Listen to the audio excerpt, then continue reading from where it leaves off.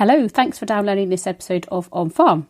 We're in strange times at the moment, so I hope you're all well and healthy. We've got something a bit more upbeat for you today. This is the first of 2 episodes we've recorded with the Batch Lady. Her real name is Suzanne Mulholland, and she lives on a farm in the Scottish borders. And over recent months, Suzanne has become rather famous for her fantastic social media batch cooking videos. So we've been to visit her to find out more about how it all began. But we didn't start our chat in her famous kitchen, but rather in the outbuildings on the farmyard where she keeps her ingredients and her amazing array of finished products. Right, so this is the famous freezer, the famous freezers. Freezers, yes. Wow. Batch Lady, you've got to have more than one freezer. Oh, amazing. So, quite well organised. Yes. So these are freezers that are catering freezers, so they're stand-up. And they've got no, they're just got shelves. It's like putting something in your pantry, basically. Perfect. So easy to view what's in there. Exactly. Yeah. So it's usually got chicken meals, fish meals, vegetarian. That's the fish one. That's the vegetarian one. So each shelf is a different protein. So this is my freezer that has already prepared meals. So it's been batched. It's been freezer. batched. Yeah. This is the batched freezer. So you just pull it out and you'll see how thin they are. That's the mistake I'm making at home. It's a freezer bag, but almost completely flat. So this one's got spaghetti bolognese times 4 portions in it, but it takes up almost no space because of the way that you've packed it into the freezer. Exactly. So it looks like a thin book. That's the best way to describe it. And you stack them up like a bookshelf. Now, the reason that they're so good is if you put them in a freezer bag, and these are all washable and reusable, the freezer bags, so you don't have to worry about, as long as you buy ones, then you're not wasting the plastic. By freezing them flat, you get way more in. So even if you've got a small freezer, you don't need to worry. But also they defrost really quickly. So they defrost because they're thinner. Where if you've frozen your stuff in an ice cream tub, 3 weeks, wait for that to defrost. So these defrost really quick. And also because they're in a bag, if you put them in freezing cold water, they'll defrost in 15 minutes. That was a tip that I didn't know until I watched one of your videos in the early days. I kind of didn't believe it when I heard it because I thought, how can that be possible? But I tried it. Yeah, so not hot water, or you'll injure someone. Cold water, and they defrost really quickly. So no matter what happens, if the weather turns bad, or you're lambing, or you've got lots of stuff going on, that you can have it already prepared in advance. As you say, without taking too much space up. Yeah, exactly. We don't normally touch too much on topical issues on this podcast, but coronavirus, we're in the grip of it at the moment, although we're still free to move around, so hence we're here. But I think what you do really comes into its own in either the beast from the east, when you're stuck indoors and you can't leave for weeks, or a situation like this, which is currently unknown, but where we could be having to self-isolate for 14 days minimum, and having pre-prepared meals is not just sensible, but actually could be a sanity saver as well. Yeah, without a doubt, I would definitely say so. And because we don't really know what's going to happen in the next few months, it's good to be organised in advance, because if nothing happens and we all end up going about our daily life, the worst case scenario is you've got 20 meals ready in your freezer for whenever you want them, which is perfect. So really, it's a win-win. And really, I'd say that it's just about, before you go to the shops, really thinking about what you do need and how you can make it into a meal, because panic buying is not going to help you. And again, just frozen fruit and veg, it's picked, as you all know, on the farm, and within 20 minutes it's processed and frozen for you. It's full of good nutrients. There's no reason not to use that. If you can't get out for any reason why, you've still got vegetables and fruit that you can feed your family a balanced diet. And then that gives you time to concentrate on the homeschooling, or keep me well away from that. Teachers are a saint. I do not intend to do any homeschooling apart from throwing my guys out on the farm to get on with life. Well, somebody did post something on social media the other day which said, particularly if you're rural, which many of our listeners are, use this opportunity for your kids to learn about, tree species or animals. It's everything that's going on a farm anyway, or in rural areas. It actually could be an opportunity for us to teach our kids something different than just algebra. Yeah, I think I'm a massive fan on kids sort of learning as they go along in normal life. So for our kids, when school stops, they will be with us on the farm doing everything that we plan on doing, and they'll be up at the forestry with us doing bits of that, and they'll be helping with lambing because we're not quite into that yet. So there's lots of stuff that they'll be doing that they will just naturally learn. Before we talk a bit more about the farm, can we just look in freezer number 2? Yes. So this freezer is the non-processed. So this is our beef that has come from our farm. So we've got our beef, we've got our lamb, we've got our game. Oh, yes. Lots of game birds in there. And, we went half on a pig with someone. Oh, excellent. So we've bartered some beef for some pig because we don't have any pigs. Yes. So we've just got half a pig that's came in from friends of ours. And black pudding that came from Carluke. I don't know if you know Carluke black pudding. No, I don't. So Ramsay's. Ramsay's. Oh, yes, I have then. A bit of haggis going on there, which always helps. Oh, yeah. So, this is stuff that I will then take out, defrost it, cook it for a family meal, and then make the rest into other meals that will go into the freezer beside it. Yeah. And I know supermarkets are critical for all of us. You know, I don't know very many people who don't shop in a supermarket. We need them. But I know that you also love to support local shops, and your butcher being one example. Can you tell us a bit about that and how you kind of integrate local produce into supermarket staples in your recipes? So the majority of my people that follow me on The Batch Lady would be following me because they are working full-time, they're busy, they've got lots going on in their lives, and so they are, because of that, end up shopping in a supermarket. And it is more expensive sometimes shopping locally. We have to, that has to be a reality in it. But what those local shops give you, like my local butcher, who I've done lots of videos with, and I've done videos at Peebles at the fish shop, is they give you great knowledge that you wouldn't necessarily know before. So some of the videos that we've done are sort of, going to the butchers and saying, what is the cheaper cuts of meat that we can use when we're making these meals? You don't always need the expensive cuts. If you're going to put something in a slow cooker or slow roast it, you are then using much better meat. It's locally sourced, you're helping, but you're still spending the same amount of money because you're eating a cheaper cut of meat, and that's where these butchers come into their own. And you're supporting the rural community by putting your money into local butchers in that case, and also the farms where the meat's coming from. So it's kind of a win-win.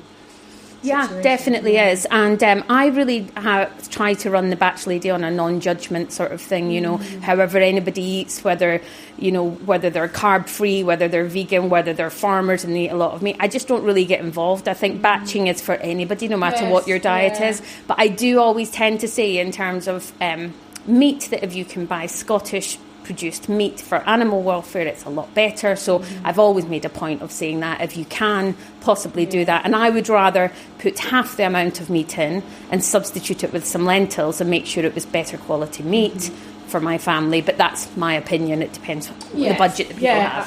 Absolutely. Particularly, as you say, adding lentils and also vegetables. Not only does it fill you up, but actually you're sneaking some vegetables in for perhaps a fussy child in my case, and getting them to eat in a healthy way as well.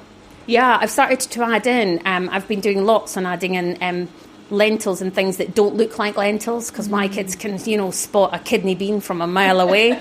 But things like red lentils that can go into a minced meat dish, you actually can't tell the difference. They disappear, but they bulk it out. So it is cheaper. It's a bit healthier. It's adding in a bit of extra. So it's a good way to eat. So I'm going to be coming up with lots of stuff like that about how to add in those extra bits that can disappear, that eagle-eyed, fussy children don't notice.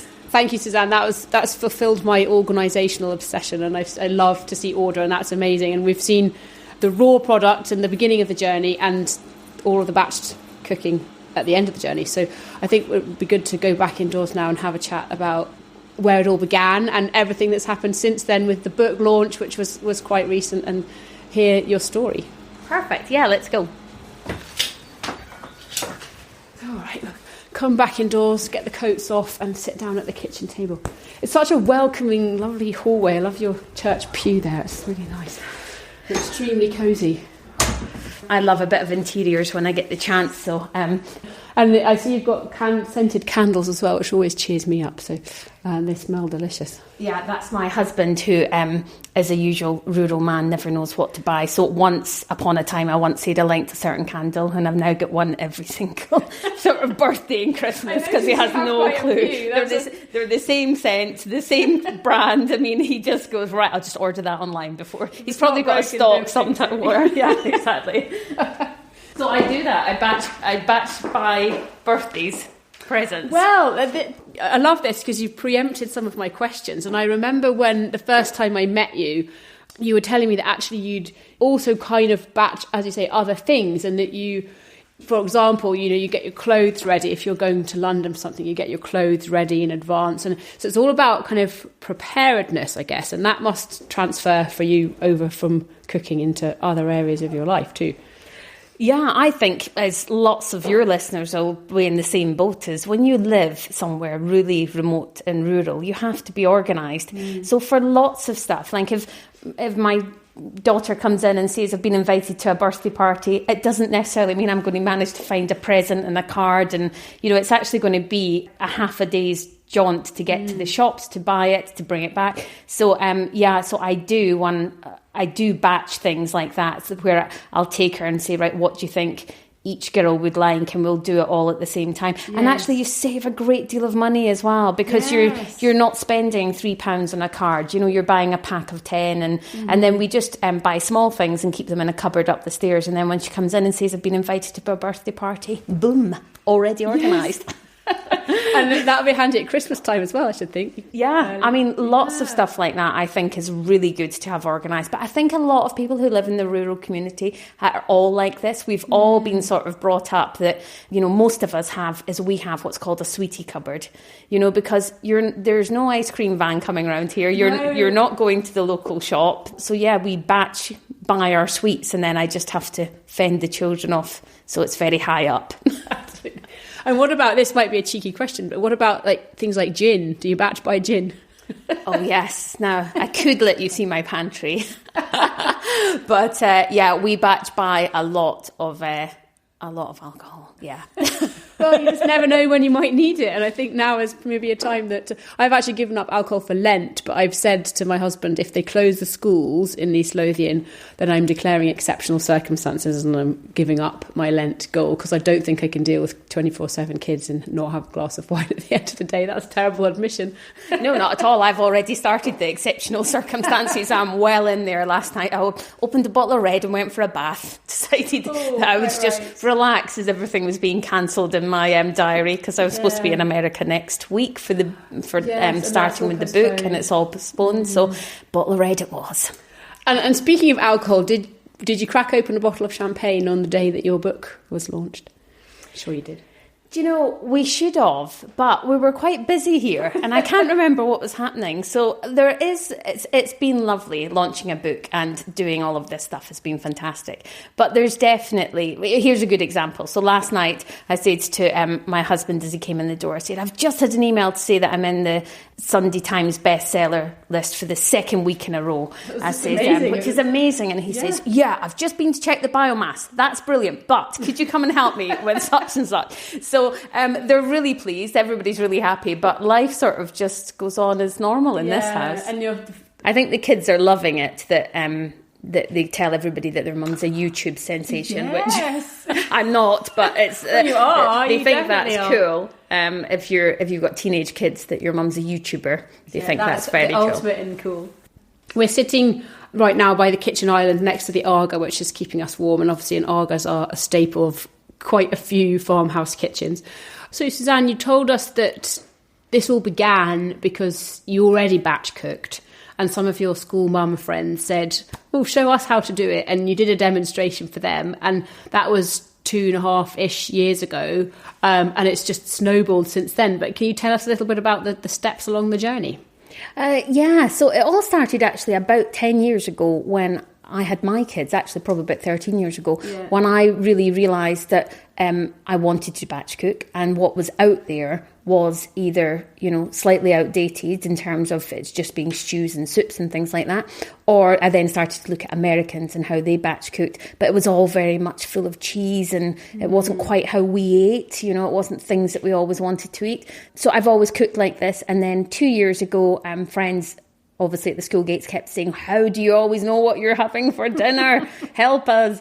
And a friend of mine wasn't very well, and we were raising money for charity for that. And so I said, why don't you come along? And everybody had to sort of, pay at the door and come into my kitchen. There was 20 mums, and I did a quick demo for an hour and made 10 meals. They all went, okay, you need to put that on YouTube or Facebook